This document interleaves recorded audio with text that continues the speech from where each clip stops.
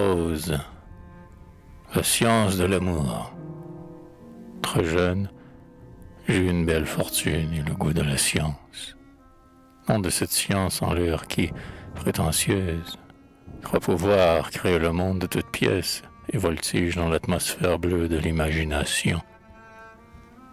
J'ai pensé toujours, d'accord avec la cohorte serrée des savants modernes, que l'homme n'est qu'un sténographe des faits brutaux, qu'un secrétaire de la nature palpable, que la vérité, conçue non dans quelque vaine universalité, mais dans un volume immense et confus, n'est abordable partiellement qu'aux gratteurs, rogneurs, fureteurs, commissionnaires et emmagasineurs de faits réels, constatables, indéniables.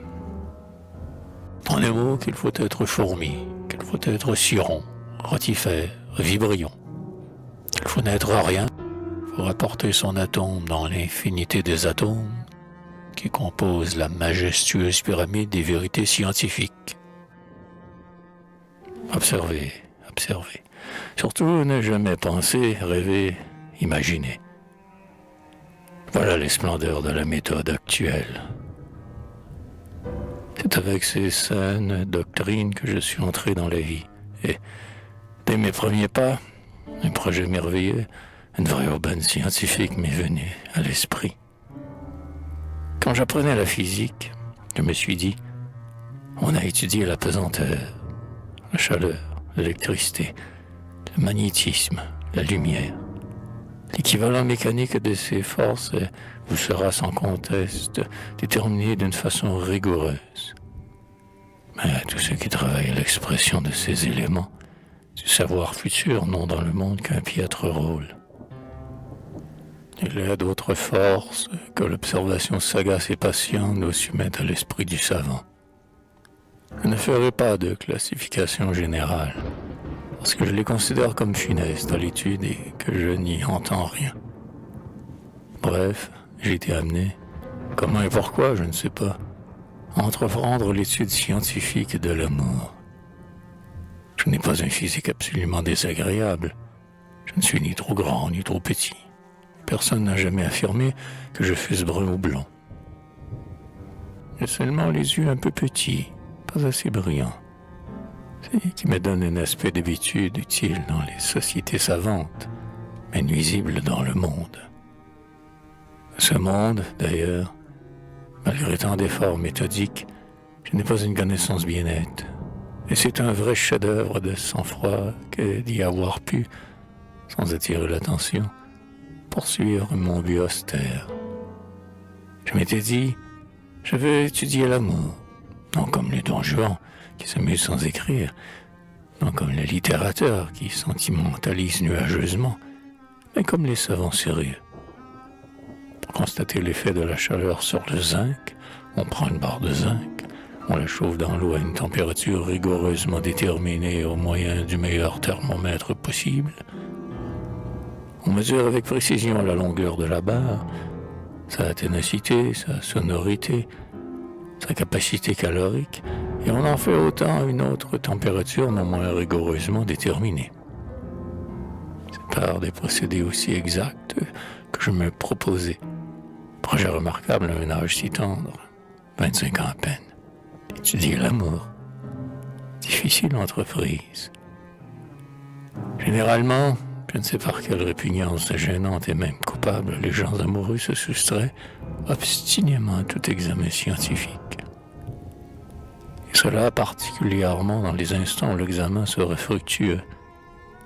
Ceci acquis, mon plan fut bien vite arrêté. Pour étudier l'amour, me dis-je, il faut prendre le meilleur poste d'observation. Le confident le plus intime est congédié lors des minutes caractéristiques. Il n'y a que l'immeuble, quelquefois un chien, un chat qui assiste à ces mystères qu'une inexplicable fatalité a dérobés jusqu'ici à l'analyse. Je n'ai donc qu'une ressource, c'est de jouer personnellement le rôle d'amoureux. N'ayant guère de charme, vu que le peu qui m'en avait été accordé par la nature s'était étiolé à l'ombre des bibliothèques et aux odeurs des laboratoires, Je recours à mon profond savoir pour me rendre digne des rêves féminins. Ah, les merveilles cosmétiques. Rouge puéril insoluble, noir bleuâtre des yeux sans sommeil, huile pour rendre la peau diaphane, galvanisation pour me donner du galbe aux jambes, que j'ai inventé à cette époque. Mais je n'étais pas assez naïf pour compter seulement sur l'aspect de ma physionomie, sur l'allure de ma personne. Il me fallait apprendre à fond ces rien charmants qui séduisent les jeunes filles, ces futilités ridicules qui nous soumettent le beau sexe. J'allais trouver Chopin et lui demander « Vous avez beaucoup joué du piano dans le monde. Quelle est la musique qui plaît le plus aux femmes ?» Il me répondit sans hésiter « La rêverie de Rosaland. 40 000 francs si vous voulez m'enseigner à jouer parfaitement cette rêverie. » Chopin, ridiculement impratique, se récusa et me recommanda M. K, un de ses élèves, comme plus fort que lui-même. Ce qui était reste vrai. M. K accepta les 40 000 francs et, probe, m'apprit uniquement à jouer la rêverie de Rosaland. J'étais armé de ce côté. J'allais trouver Musset et lui demander quelle est la poésie qui plaît le plus aux femmes. Musset posa l'index sur le sourcil et me dit l'acrostiche. Voici 40 000 francs. Apprenez-moi l'acrostiche. Musset, bohème indécrottable, ne comprit pas que j'étais sa providence et me renvoya à M. W. Je ne veux pas révéler son nom, élève que je trouve bien plus fort que son maître. W prit les 40 000 francs et me fit une exquise collection d'acrostiches sur tous les noms du martyrologe féminin. Chaque nom avait 3 versions, blonde, brune et châtaigne. Il y eut en outre promesse écrite de livraison pour les cas imprévus. Ainsi muni, j'entrai résolument dans le monde. Après de nombreux insuccès, tant il est vrai qu'on n'apprend rien que par expérience, un succès inutile à raconter, je trouvai enfin mon affaire. Ce fut dans une famille habitant le Marais, dans un de ces vieux hôtels de président du Parlement. Tout le premier étage servait de magasin de papier. Par le grand escalier de pierre à rampe patiemment forgé, on montait d'interminables marches jusqu'à l'étage supérieur, où habitait M. D. et sa famille. L'aspect honnête, oublié de cette maison me plut tout d'abord la première fois que j'y vins. M. D. avait cédé au mari de sa fille aînée le magasin de papier d'au-dessous. Autrefois, la plume à l'oreille et l'œil au ballot, il y avait acquis une fortune assez ronde pour assurer une dot raisonnable à sa fille cadette, tout en se gardant de quoi irriter les espérances de ses gendres. On recevait tous les samedis, toute petite réception, des petits gâteaux, etc. C'était pour marier la fille qu'on se livrait à ces joies simples, et qu'en outre, les autres soirs de la semaine, on promenait la dite fille dans toutes les maisons du même monde. J'avais parcouru un nombre immense de ces intérieurs, sautant consciencieusement au bruit des polkas et des quadrilles que les mamans complaisantes font suinter de leurs doigts mous. Comme on me rencontrait partout, je suis m'a fait inviter chez M. D.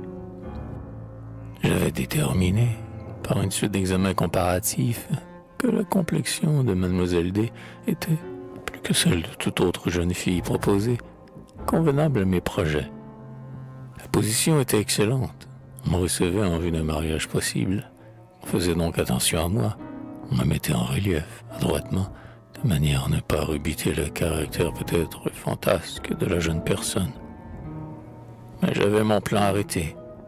Comme il est de notoriété ancienne que le mariage n'a aucun rapport avec l'amour, il fallait manœuvrer pour éviter cette conclusion désastreuse qui m'avait déjà été offerte souvent et que j'avais fui. Non, sans me compromettre un peu. Je commençai donc par donner quelques conseils à la mère au sujet de son embonpoint exagéré, cela dans les limites de la politesse la plus exquise et même de la plus candide bienveillance, bien entendu.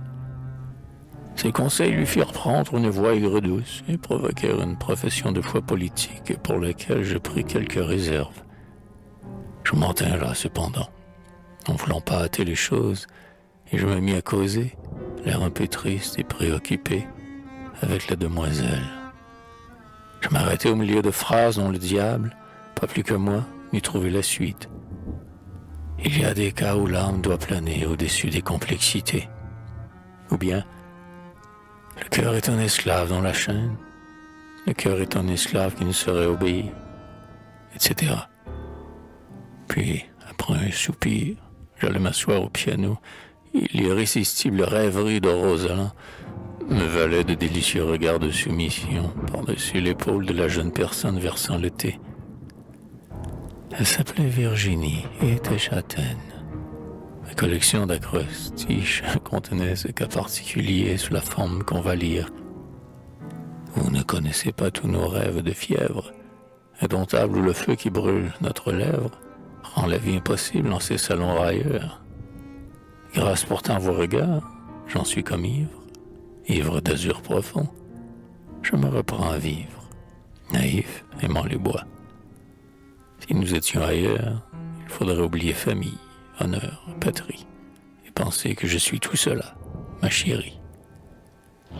Ces vers, corrigés par mon ami le poète W, d'après la situation, se prêtaient merveilleusement à mes projets de détournement. Dès que je les eus adroitement glissés dans la main droite de Virginie, la pauvrette fut désormais soumise à ma puissance. Un soir, en prenant ma tasse de thé, je pressai ses petits doigts par-dessous la soucoupe. Émotion, ou peut-être une tension de ma part, la tasse tomba, se cassa sur le coin du piano, et le thé bouillant, sucré, avec son nuage de lait, inonda mon superbe pantalon gris-perle. Maladroit que je suis, dis-je en pâlissant sous la brûlure, insignifiante du reste. Je vous ai perdu votre robe, mademoiselle. Tu n'en fais jamais d'autre, Virginie, dit la mère. Madame, je vous assure que c'est moi, en posant la tasse sur le bord du piano. D'ailleurs, la bonne peut offrir le thé et les sirops. La jeune fille disparut. Ah, si j'avais pu assister à la nuit qu'elle dut passer. Bref, je pondérais si bien mes faits et gestes que la froideur des parents crut exactement comme l'amour de la fille. Subséquemment, j'eus des mots à voix basse avec celle-ci. Elle était malheureuse. Ses parents me détestaient. Il fallait les ménager, etc. J'ai l'air de faire du roman, mais on se tromperait en me croyant une pareille légèreté d'esprit. Ce que j'ai dit, aussi brièvement que possible, était nécessaire. Maintenant, la science proprement dite commence. Nous échangeâmes nos portraits. Le mien était photographié sur émail, encadré d'or, avec une chaînette minuscule pour être porté sous les vêtements. Ce portrait contenait, caché entre une plaque d'ivoire et l'émail, de thermomètres à maxima et à minima. Deux chefs-d'œuvre de précision sous des dimensions si petites.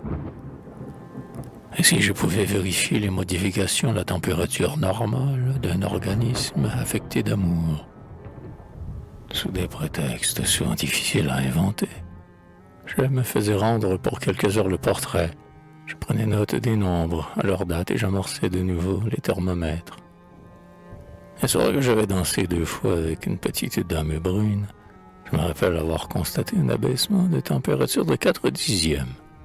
Suivi ou procédé, rien ne m'a fait connaître l'ordre des phénomènes, d'une élévation de 7 dixièmes. Voilà des faits. Quoi qu'il en soit, tout étant préparé, je pris les mesures suivantes. J'ai dit à M. D, la propriété, c'est le vol. Ce n'est pas de moi, ce n'est pas neuf, mais ça porte toujours. Madame D, qui avait fait une fausse couche dont elle parlait trop souvent, la femme, au point de vue économique et social, peut et doit être considérée comme une usine à fœtus. Et je ferai donner, sur l'air près d'un berceau, quelques vers d'une chanson de W intitulée « Près d'un bocal ». Vous le voyez en blanc faux col, frais substitut digne pose. S'il n'était pas dans l'alcool, comme il eût fait de grandes choses. Puis j'insinuai dans la main de Virginie ce billet. Je vous expliquerai tout après. Brouille absolu entre vos parents et moi. L'idéal, le rêve, le prisme de l'impossible, voilà ce qui nous attend. Pour vivre, il faut aimer. Il y a une berline en bas. Viens ou je me tue, et tu es damné. C'est ainsi que je l'ai enlevé. Les facilités que j'avais trouvées dans cette entreprise me stupéfiaient. Lorsqu'en chemin de fer, je regardais cette jeune fille, élevée tranquillement, destinée peut-être à quelque employé médiocre, qui me suivait à la faveur d'une série de formules sentimentales que je n'avais pas inventées, du reste, et que vraiment j'expliquerais insuffisamment. Nous allions quelque part, on le suppose. J'avais en effet depuis longtemps préparé, avec ma sagacité personnelle, une délicieuse et méthodique installation dont le but apparaîtra ci-dessous. Il y avait 3 heures de chemin de fer, beaucoup de temps pour l'effarement, les sanglots, les palpitations. Heureusement que nous n'étions pas seuls dans le compartiment. J'avais préalablement étudié, autant qu'il se peut, la situation dans les romans. Vous me sacrifiez tout. Comment reconnaître? Puis après un silence, je t'aime. Je vous aime. Oh, les voyages avec la bien-aimée. L'horizon rougit le soir, le matin s'emperle à l'aurore, et l'on est tous deux face à face, après la distraction, le sommeil, dans des pays à parfum nouveau. Je m'étais fait faire la phrase par mon ami le poète W. Nous arrivons, elle comme un oiseau mouillé, moi réveillé du succès initial de mes recherches, car sans me laisser entraîner à la vanité romanesque de cet enlèvement, j'avais durant tout le voyage, en rassurant la pauvre jeune fille effarouchée, adroitement appliqué entre sa 10e et sa 11e côte, un cardiographe à fonctionnement prolongé si exact que monsieur le docteur Marais, à qui j'en dois la description idéale, se l'était refusé par économie. Puis, une voiture nous prit à la gare. Terreur, embarras, ivresse inquiète de la demoiselle.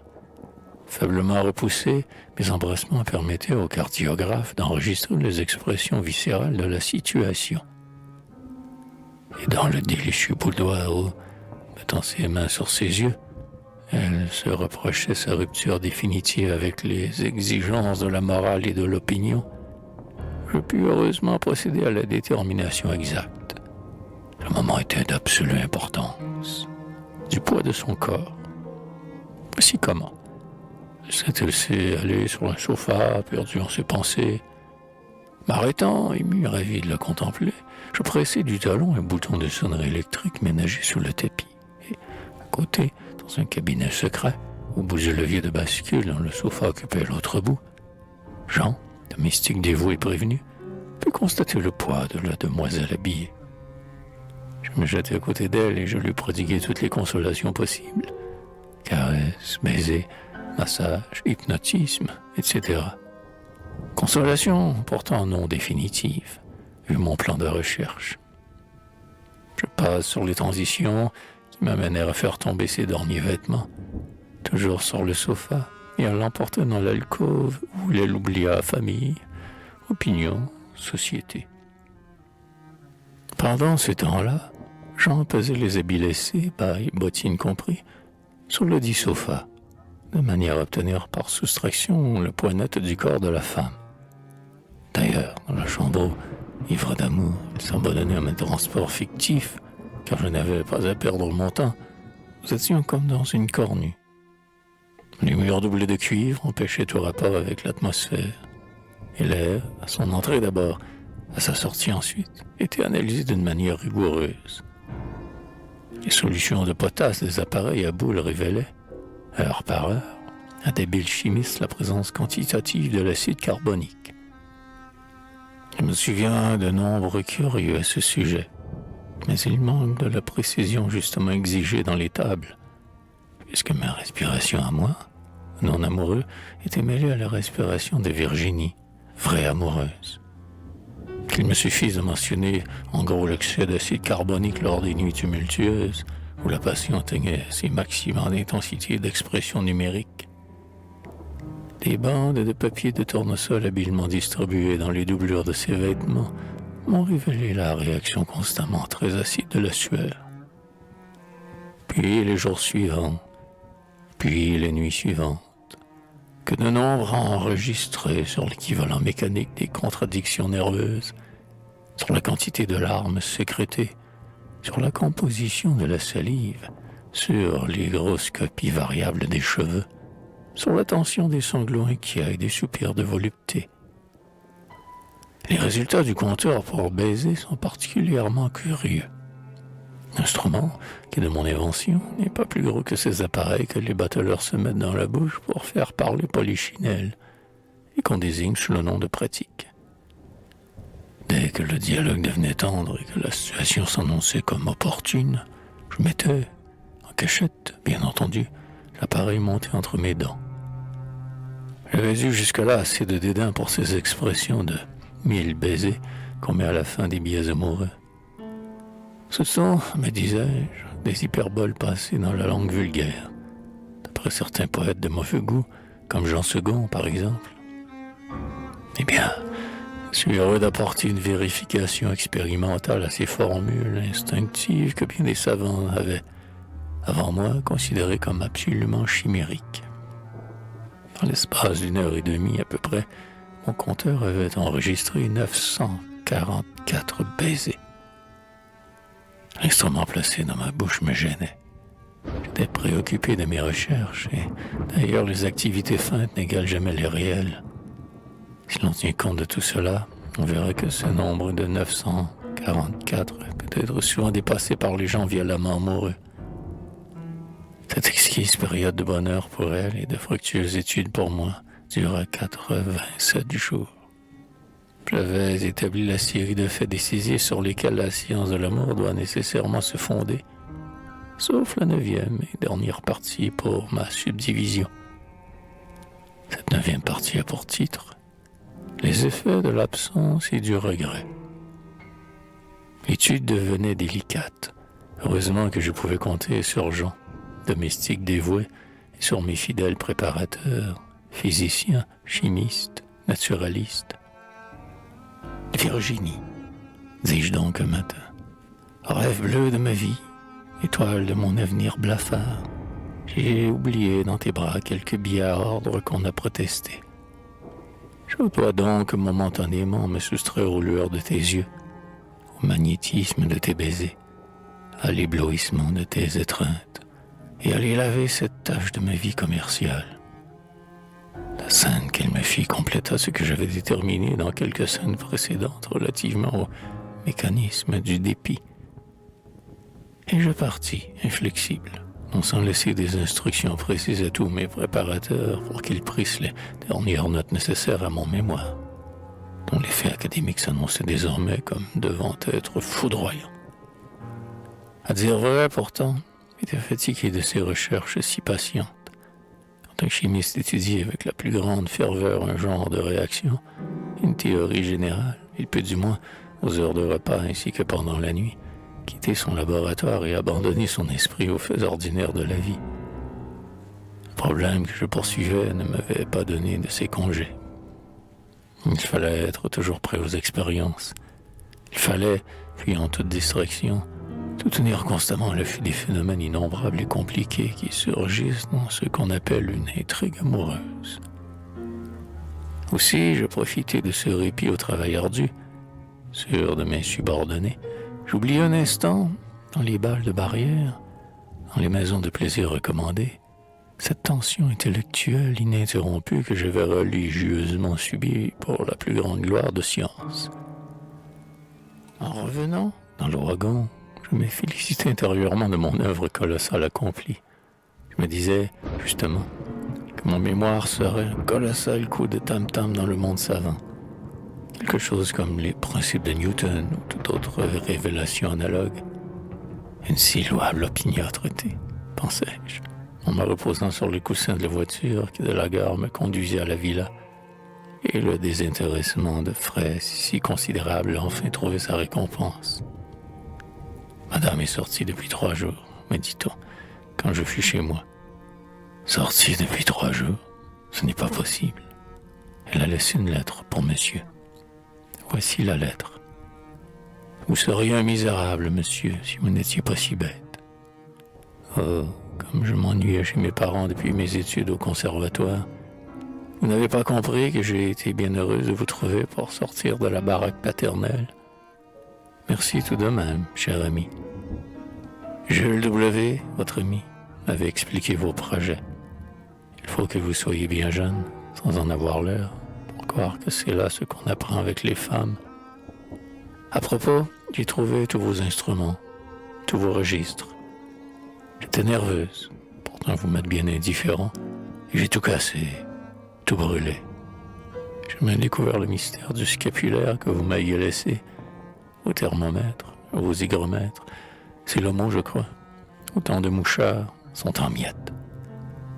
Et puis, quel renseignement auriez-vous eu d'après moi sur l'amour? Vous m'avez toujours ennuyé au possible. Votre ami Jules m'avait amusé, peut-être ému, avec ses audaces bohémiennes. Vous, jamais.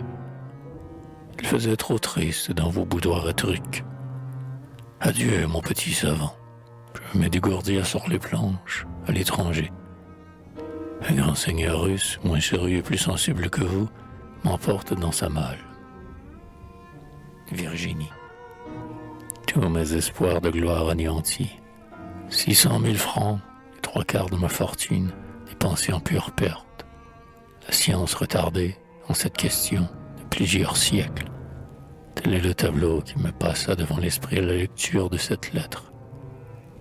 N'en voulant rien croire, je parcourus la villa de la cave au grenier. Désastre effroyable.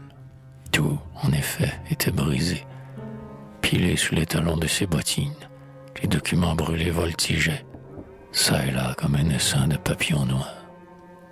Et, dernière raillerie de la fatalité, je sentis en marchant dans ces chambres vides, parmi les ruines de mon avenir, je sentis le regret de la fuite de Virginie.